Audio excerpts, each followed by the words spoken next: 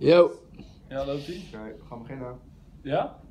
Camera's on. Alright. Alright. Hi Jackie. Even wachten, dat duurt 4 minuten of minder lang. Gewoon 3 minuten wachten. Okay, Michael, Yes. introduce our debate. Okay, good morning everyone. Today we're going to talk about doping in sports is the future. This is my side, I'm Michael, this is Rick and Randy.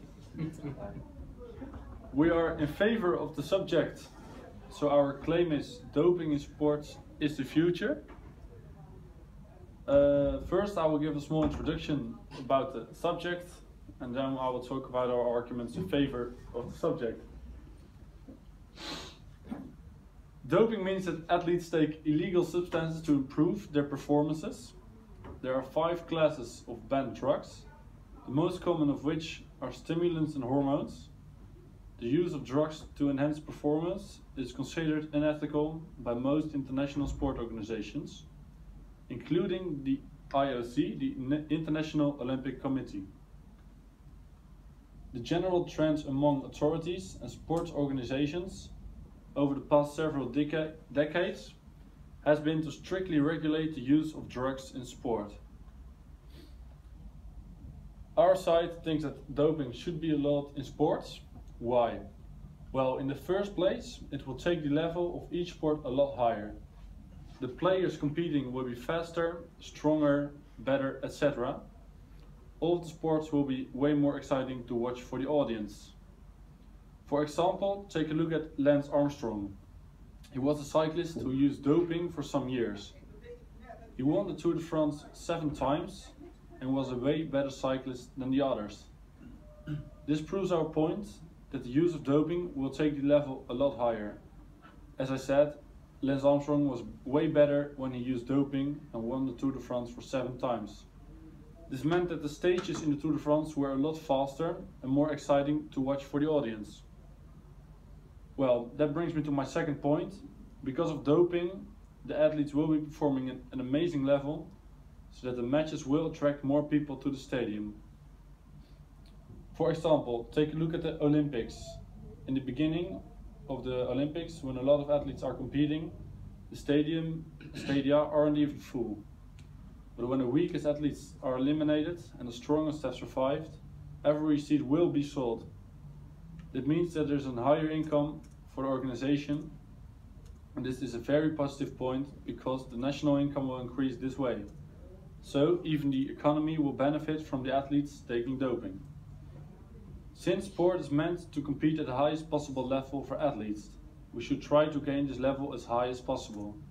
So why won't we let the athletes take the doping so that they can reach the highest possible level in the sports they play? So my point here is to let the athletes perform at the highest possible level. They should be allowed to take doping if they want to. Thanks.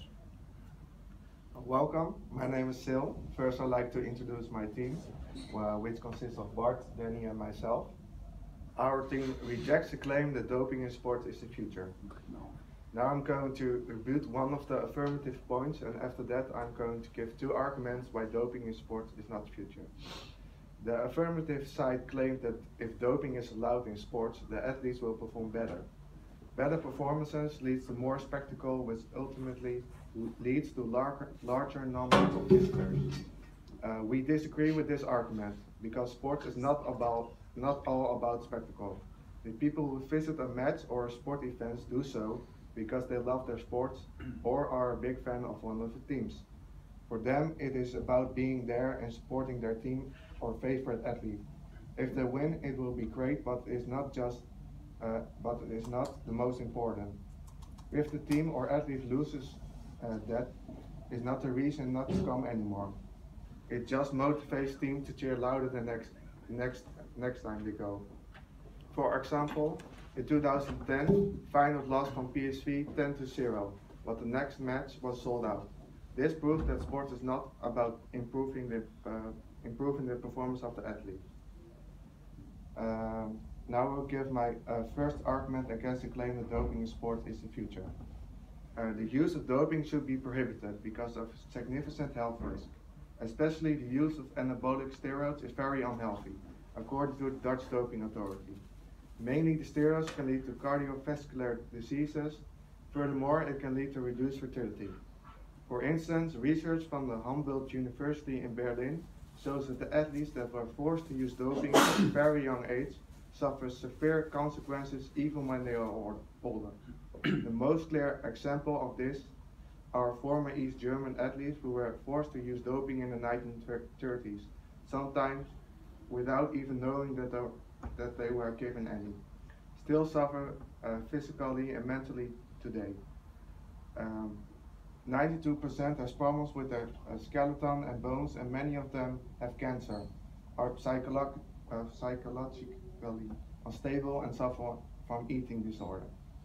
Now I will give my second argument against the claim that doping in sports is the future. In 2012, the titles of Lance Armstrong were taken from him because he was found guilty of using doping. If doping would be allowed in the future, then this kind of decisions need to be reversed. Not only in this case, but in any other cases when titles were taken because of doping. If this happens, it will lead to a lot of lawsuits because of the damage to the image of the athletes whose titles were taken. I reject the argument of Silpost. Silpost said that doping is not good for your health. I got two arguments in favor of the subject. Doping should be allowed in sport. In the first place, honesty in sport, for example. Some people, they're always better to stress, like for example in a cycling game. Other people have a greater lung volume than the average person, or naturally more red blood cells in their blood. As a result, those people against their opponents anyway advantage. Doping will not just be unfair because people with stress, reduced lung volume or fewer red blood cells helps to be equal to their opponent. Moreover, if this happens, the overall level of the athletes will be higher. The weak are indeed stronger and stronger. Ones must perform better to stay ahead of the so-called weak. A sports scientist, Dr. Ross, has looked at the effect of using doping in cycling game. One of the drugs was steroid, not the most widely used drugs in cycling. Thus they are central used. If the test and evidence are believed, there are benefits to using steroids for sure, in that they will assist in recovery. There is evidence of how testosterone levels fall progressively during a period of hard training or racing. And so the correct use of steroids will improve recovery and also performance in the longest race. But there are more interest in APO. There is plenty of evidence that show indirect benefits. The testing involved a 13-week period, where the 16 athletes were split into two groups. The control group received a placebo injection, whereas the 8 cyclists in the APO group received a dosage of APO on a timetable worked out over the 13 weeks. During the test, they found that APO improves performance by 54%. This has the result that sports is fun to watch because there will need to be made more fight. For the elite, this is also beneficial because if the sport is very popular, they will more readily to sponsor. Of those sponsoring, give them money, and with the money they can achieve more and better training facilities again. Also, sports fans come to the stadium to see that athletes break records. It will be a record for the fastest goal or the strongest athlete. If an athlete used doping, it will be more interesting to watch a game and the records will be easier to break. More fans will be visiting a game in a stadium, which will increase the ticket sale. In the second place, no more arguing that doping will be a health hazard goes on. Almost all doping substances are in fact start products. That means that they are tested.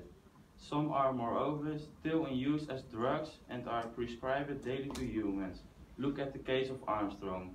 In an excellent hospital, he was treated and he got a good care.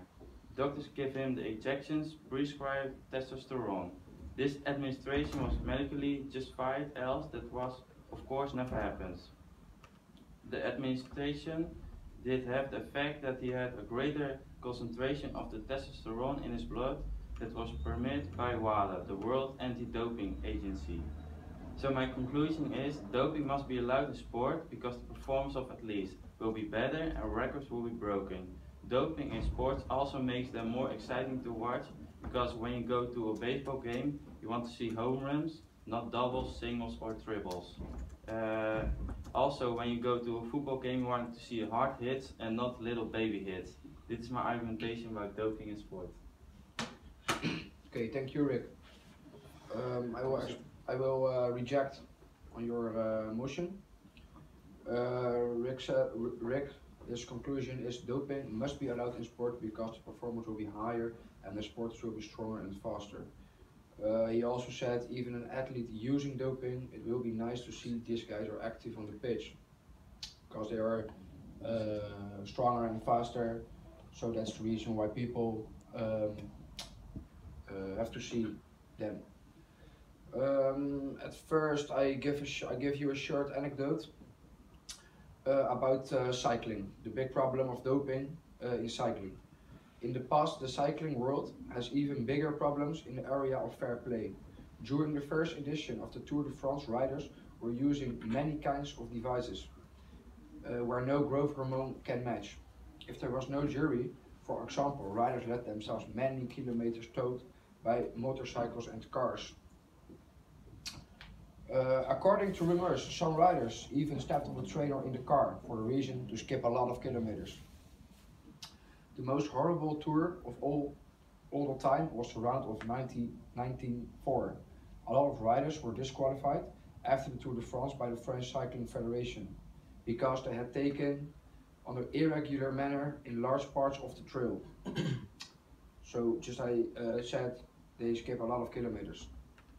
After a long series of studies, was only decided in December 94 to allocate the Victory Tour that year to Henry Cornet. He was originally become only 5th in the Tour with 3 hours behind the number 1. Now here are some facts related to the drug use. For example, do you know, if one athlete on an Olympic team is found guilty of taking performance-enhancing drugs, the entire team may be disqualified and forced to return any medals they may have won. Another one. The first athlete to die in Olympic competition due to doping was Danish cyclist Knut Jensen. Danish cyclist Knut Jensen, who died on August 26, 1960, at the Summer Olympics in Rome during the 100-kilometer time trial race. Just another one. The International Olympic Committee first instituted doping controls at the 1968 Winter Olympics in Grenoble, France, and again at the Summer Olympics in Mexico City that same year. Now I will reject on the motion of Rick, and then I will explain my arguments against the doping in sports. Doping is very bad. Why? In the first place, doping in sports shows no real skill. It only shows that the athlete thinks they can't do what they want to do on their own when they use doping. Not only that, but also think about the kids who look up to these professionals and find out that they were using drugs. It's a very bad model. Since the athletes using doping at the highest level, there are many problems, and the media will increase the doping of athletes. Of course, it also has a negative impact on the fans of the top athletes. Their example, like the athlete is using drugs to perform optimally at the highest level. In my opinion, this is not good both for the sport and the athlete, because it is also very bad for the health. The impact of doping related on my argument is the impact of athletes on young fans is you. They will like to observe their example. Their example shows itself in a negative way to the outside world. This is for the fans and the game not good. It will like a negative effect on every sport. Doping should not be allowed. And then at least my conclusion of this statement, doping in sports, is that my personal opinion against the proposition is the sport won't be about training or talent of